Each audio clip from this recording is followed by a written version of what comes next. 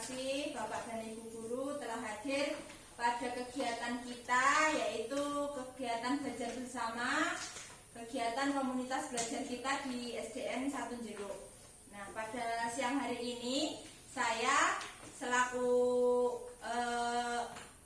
pendidik di SDN 1 Jeruk ingin memberikan informasi dan juga pengalaman saya dalam kegiatan saya menerapkan pendidikan sosial emosional yang telah saya pelajari pada pendidikan guru penggerak. Nah, di sini Bapak Ibu kita belajar bersama, kita sama-sama belajar bagaimana bahwa pendidikan sosial emosional ini nanti dapat kita terapkan di sekolah kita. Next. Nah, sebelum kita mempelajari lebih jauh, kita tahu dulu apakah pengertian dari pembelajaran sosial emosional atau PSE, yaitu pembelajaran yang dilakukan secara kolaboratif oleh seluruh komunitas sekolah. Jadi, tanpa adanya kerjasama dari kita semua, tanpa adanya kolaborasi, kita tidak dapat melakukan pembelajaran ini secara lancar dan sukses. Karena proses kolaborasi ini memungkinkan anak-anak orang dewasa di sekolah itu memperoleh dan menerapkan pengetahuan, keterampilan, serta sikap positif mengenai aspek sosial dan emosionalnya. Next. Nah, dalam proses kolaborasi ini, pendidikan sosial emosional, kita ada 5 aspek yang harus kita sadari dalam diri kita. Yang pertama yaitu kesadaran diri, yang kedua pengelolaan diri, yang ketiga kesadaran sosial, yang keempat adalah keterampilan berelasi, dan yang kelima adalah keputusan yang bertanggung jawab. Apakah 5 aspek ini? 5 aspek sosial emosional ini yaitu kesadaran diri. Itu berasal dari memahami, menghayati, dan juga mengelola emosi diri kita.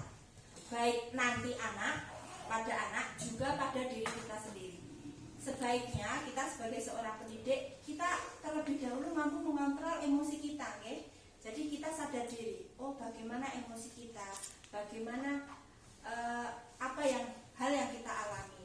Dan yang kedua adalah pengelolaan diri. Setelah kita menyadari tentang diri kita, keadaan diri kita mengelola bagaimana menetapkan dan mencapai tujuan yang positif. Dalam kondisi yang sadar, kita mampu mengelola diri untuk mencapai tujuan yang positif, menghindari hal-hal yang negatif. Yang ketiga yaitu kesadaran sosial. Kita sudah menyadari diri, sudah mampu memanajemen atau mengelola diri, kita juga mampu berempati kepada orang lain. Yaitu kita sadar bahwa kita sebagai makhluk sosial, kita tidak dapat hidup sendiri. Oleh karena itu, kita harus memiliki kesadaran sosial dalam pendidikan sosial emosional di sekolah. Dan yang keempat adalah keterampilan berelasi.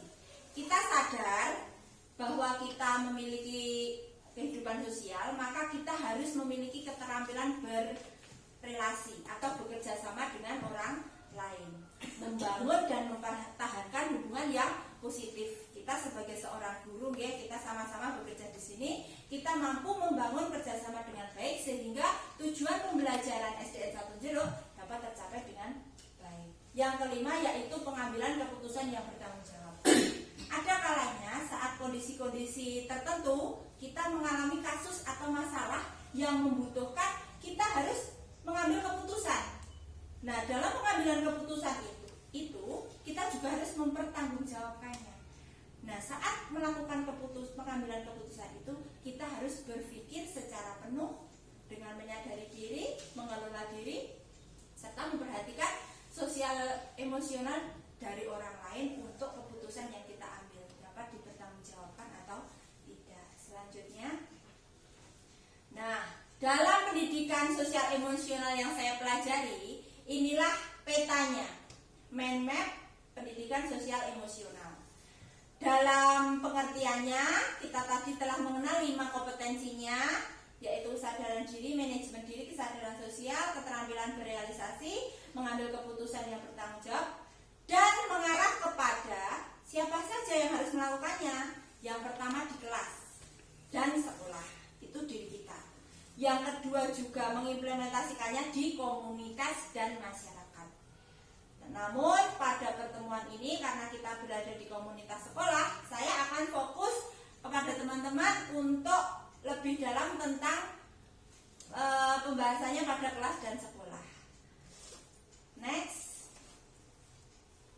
Nah, inilah kompetensi yang harus kita bangun untuk mewujudkan well-being. Apa itu well-being? Well-being itu adalah kesejahteraan secara psikologis. Jadi saat psikologis kita merasa sejahtera, merasa bahagia, merasa melakukan sesuatu hal itu sesuai dengan apa yang kita putuskan, sesuai dengan hati kita, kita akan memiliki kesejahteraan psikologis atau well-being. Nah, well-being ini terbentuk dari kesadaran penuh, yaitu mindfulness. Bagaimana menciptakan mindfulness itu? Yaitu dengan 5 kompetensi dalam pendidikan sosial emosional yang sudah saya utarakan di depan. Oke, next. Nah, Bapak Ibu, kita akan melakukan pendidikan atau penerapan pembelajaran sosial emosional itu tentunya yang pertama di kelas. Karena tidak jauh dari itu, kita semua itu lingkupnya berada pada kelas. Kita di sini memiliki tujuan bersama yang berpusat pada murid untuk mencapai tujuan pendidikan, yaitu mensejahterakan menjadi siswa yang merdeka dan juga bahagia. Nah, bagaimana dalam pelaksanaannya? Dalam pengajaran implisitnya secara khusus, murid itu memiliki kesempatan yang menumbuhkan, melatih, merefleksi kompetensi sosial dan emosional dengan cara yang sesuai dan selaras dengan perkembangan budaya yang dimiliki. Nah, pembelajaran akademik yang terintegrasi dengan KSE ini yaitu konten pembelajaran. Konten itu apa? Konten itu adalah materi. Jika materi itu sesuai dengan sosial emosional anak dan kita mampu mengendalikan diri kita, dan strategi pembelajaran dalam materi akademik bisa dalam seni, bisa dalam musik, dan juga bisa dalam pendidikan jasmani. Nah, di kelas kita juga perlu pelibatan dan suara murid. Jadi seluruh warga sekolah itu menghormati dan meningkatkan berbagai perspektif dan pengalaman murid dengan melibatkan murid sebagai pemimpin, pemecah masalah, dan pembuat keputusan. Kemarin kita juga sudah belajar bersama tentang bagaimana membuat sebuah kesepakatan kelas. Dalam kesepakatan kelas itu kita sudah melibatkan murid dalam membangun sebuah peraturan di kelas yang harus kita sepakati bersama. Lanjut.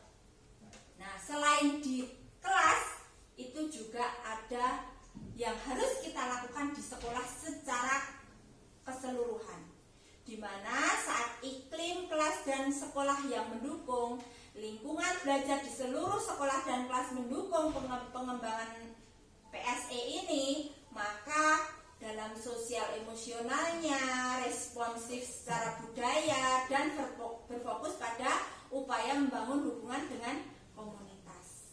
Dan yang selanjutnya yaitu berfokus pada kompetensi sosial emosional pendidik dan tenaga kependidikan, di mana secara reguler untuk mengembangkan kompetensi sosial emosional budaya mereka, yaitu kita sebagai seorang pendidik, yaitu berkolaborasi satu sama lain, membangun hubungan saling percaya. Kita harus saling membangun hubungan kepercayaan dan juga memelihara komunitas yang erat.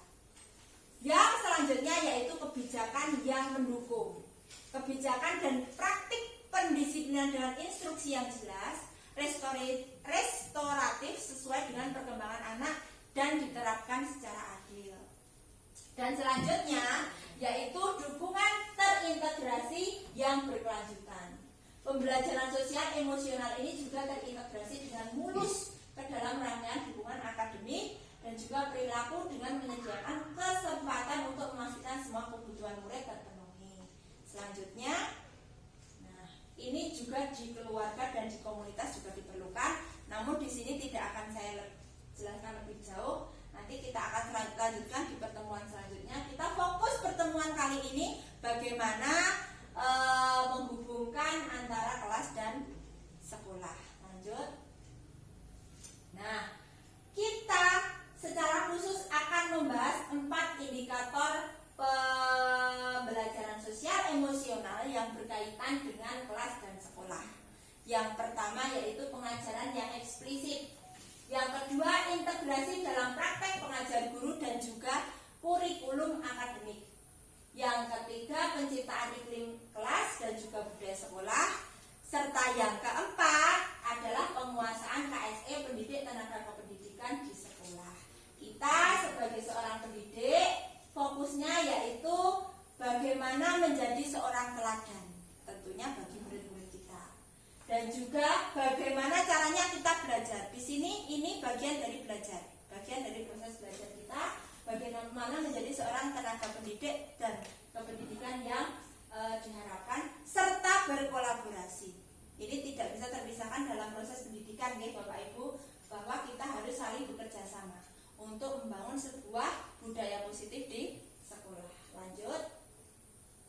Nah, yang harus kita ketahui tentang fakta-fakta tentang pendidikan sosial emosional, yang pertama yaitu murid berkembang secara sosial dan emosional. Dan saat yang sama mereka pun berkembang secara akademik. Jadi saat sosial emosional murid itu dapat dikenali oleh murid itu sendiri dan oleh kita, maka secara tidak langsung akademiknya juga akan berkembang. Yang kedua, bagaimana mengabaikan pengembangan keterampilan sosial dan emosional akan membawa efek buruk secara akademik. Nah, jadi saat emosinya tidak baik, akademiknya pun juga akan mengikuti memberi efek yang buruk. Dan pembelajaran sosial emosional harus diimplementasikan secara sengaja. Bagaimana sengaja? Sengaja bahwa kita tahu bahwa kita menerapkan akan hal ini. Lanjut. Nah, bagaimanakah cara melatih kesengajaan itu? Kita dapat melatih diri kita untuk lebih tenang, untuk mengontrol diri kita, untuk lebih mindfulness atau memiliki kesadaran penuh saat melakukan semua kegiatan kita sebelum kita melakukan kegiatan sehari-hari, yaitu dengan teknik stop. Stop yang pertama, S yang pertama adalah stop. Berhenti sejenak dari seluruh kegiatan. T-nya adalah take a breath, yaitu ambil nafas dalam-dalam. Yang O adalah observe, yaitu amati sensasi pada tubuh, perasaan, pikiran, dan lingkungan. Lalu yang P yang terakhir adalah proses, yaitu selesai dan lanjutkan kegiatan sesuai dengan yang kita rencanakan. Oke, Bapak Ibu, di sini saya ingin mengajak Bapak Ibu untuk melakukan kegiatan stop ini, ya. Jadi nanti saya akan memutarkan sebuah musik atau lagu dan Bapak Ibu bisa mengikuti arahan dari saya. Oke, sekarang melatih mindfulness kita dengan kesadaran penuh dengan teknik stop yang akan saya pandu. Baik, atur nafas, berhenti sejenak dari seluruh kegiatan yang Bapak Ibu lakukan saat ini. Oke, letakkan kedua tangan di paha atau di atas meja Bapak Ibu semuanya. Tegakkan badan, punggung, rasakan kaki di lantai, rasakan paha menopang seluruh tubuh Bapak Ibu. Rasakan aliran darah dan udara yang masuk ke tubuh Bapak Ibu semua. Sadari nafas masuk, sadari nafas keluar. Rasakan udara segar yang masuk melalui hidung. Rasakan udara hangat yang keluar dari lubang hidung. Lakukan 2-3 kali. Nafas masuk lewat hidung 1, 2, 3, 4. Lepaskan. Rasakan kembali udara masuk 1, 2, lepaskan kembali udara melalui tubuh kita. Bapak Ibu dapat mencoba kembali untuk lebih dalam menarik nafas dan merasakan udara yang masuk ke seluruh tubuh. Apa yang Anda rasakan pada tubuh Anda? Amati perut yang mengembang sebelum membuang nafas. Amati perut yang mengempis saat Anda membuang nafas.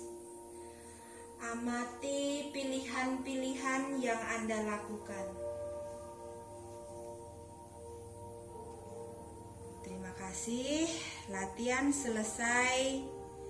Silakan Bapak Ibu melanjutkan kegiatan pada siang hari ini dengan perasaan yang lebih tenang dan juga pikiran yang lebih jernih. Terima kasih. Terima kasih Bapak Ibu seluruhnya. Setelah melakukan teknik stop ini, bagaimana yang dirasakan? Relax. Bagaimana Bu Eni yang dirasakan? Bisa lebih rileks, lebih tenang. Kalau Bu Patmi apa yang dirasakan?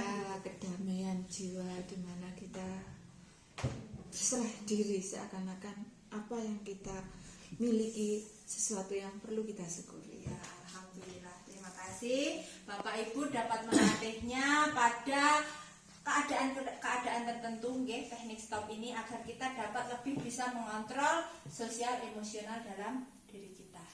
Baik, sekian saja pertemuan untuk pembelajaran komunitas kita pada siang hari ini. Saya ucapkan terima kasih. Wassalamualaikum warahmatullahi wabarakatuh. Waalaikumsalam warahmatullahi wabarakatuh.